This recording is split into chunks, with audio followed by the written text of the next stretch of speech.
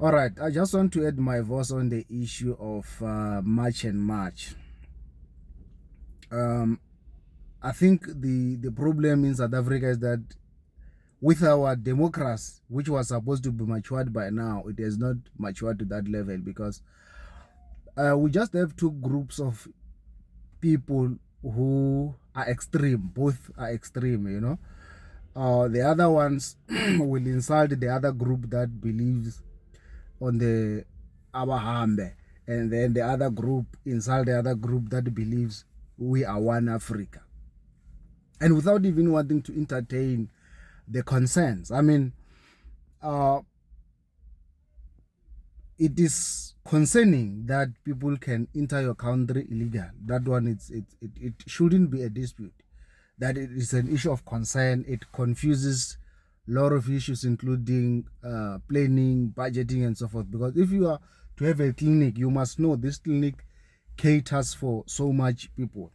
And if you find that you are planning for so much people, and then at the end of the day, there are others who are not documented, it means that one, it will confuse the budgeting and so on. Very true, it's granted.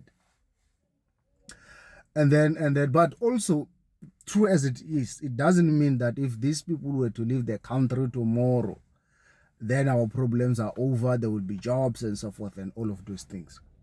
But my point is that let us disagree without insulting each other. Let us disagree and have a national dialogue without trying to be defensive.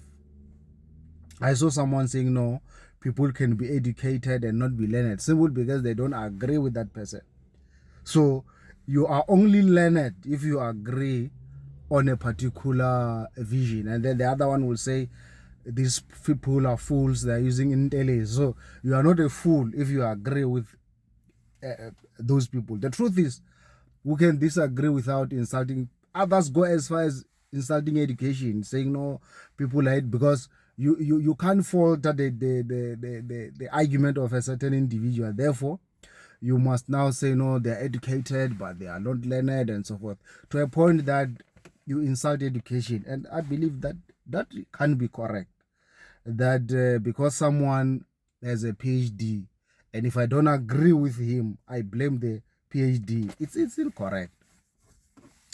But the truth of the matter is, the vigilante groupings or the Lupen radicals has never resolved any issue in the world. It will never start with this one. Because, you know, if you do things out of emotions and not out of principle, it leads to what it is now. Today you are saying this Nigerian must go. Tomorrow you are saying this Amashangan. And then the next day you are saying no, women, when you speak, women must keep quiet. So it moved from xenophobia, tribalism, now to patriarchy. Simple because you are not guided by principle, you are guided by emotions. And people's emotions change every day, change every time. So the only thing that guides, or that should guide any revolution anywhere, is principle. So as it is now, many of the people who are, because someone says no, these people are taking our jobs, and then he was asked what jobs on a national TV. He says no, we want to sell tomatoes as well. You know, so you kill a person because you want to sell tomato. I think that is disingenuous and incorrect. Then another thing which is very concerning is that to all videos that I see, there's not even one video where I see these people asking the whites about their identity. Does it mean that only blacks who can be illegal in a country? I mean, there are a lot of these Italians, the Israelites who are here, white people who don't have documents. I've never seen you asking them about that. Or else you are saying the only ones who are problematic are those who have a certain skin color, which happens to be blacks. Because I've never seen any white person being attacked. Even Indians, I've never seen one Indian guy being attacked. All we see is black on black violence. And what is concerning is that the state is not taking into account all of those things. I mean, it's happening in front of our eyes. But on closing, I believe that there are two options that should happen. If on our national dialogue, we believe these people must go. Before you even chase them, you must close the areas where they used to enter, because the first question is, how did they enter the country illegal? So even if you spend hundreds of millions today and you deport them, as long as those places that they used to come in are still open, they will still use them. So it's a waste of time.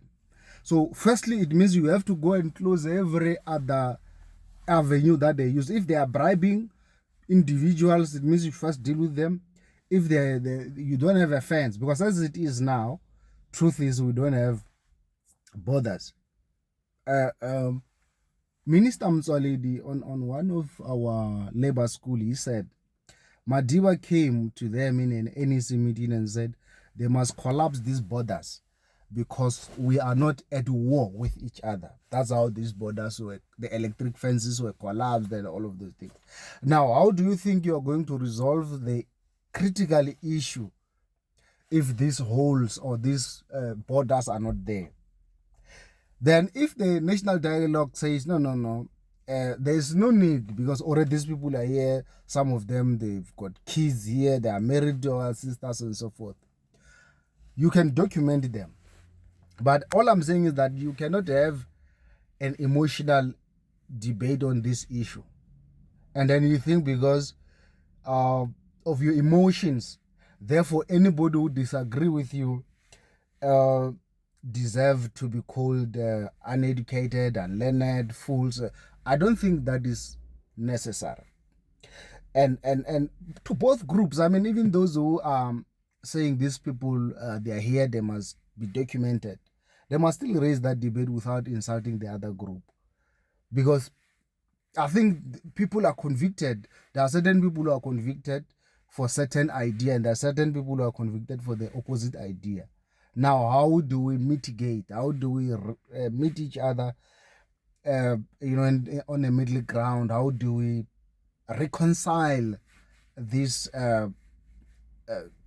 ideas without insult, without calling anybody a fool, without insulting education? Because this culture of when you disagree with a person who is educated, you must insult education. It makes education unfashionable. It means that you are saying there's something wrong with education, and there's nothing wrong with education. Simply because someone does not see things through your view, I think that is very incorrect and disingenuous. And we need to have this robust debate. But the last point is, when you're complaining about spaza shop and all of these things, when are we having a march to go to Lonman Mine in Rustenburg, Anglo-American and so forth?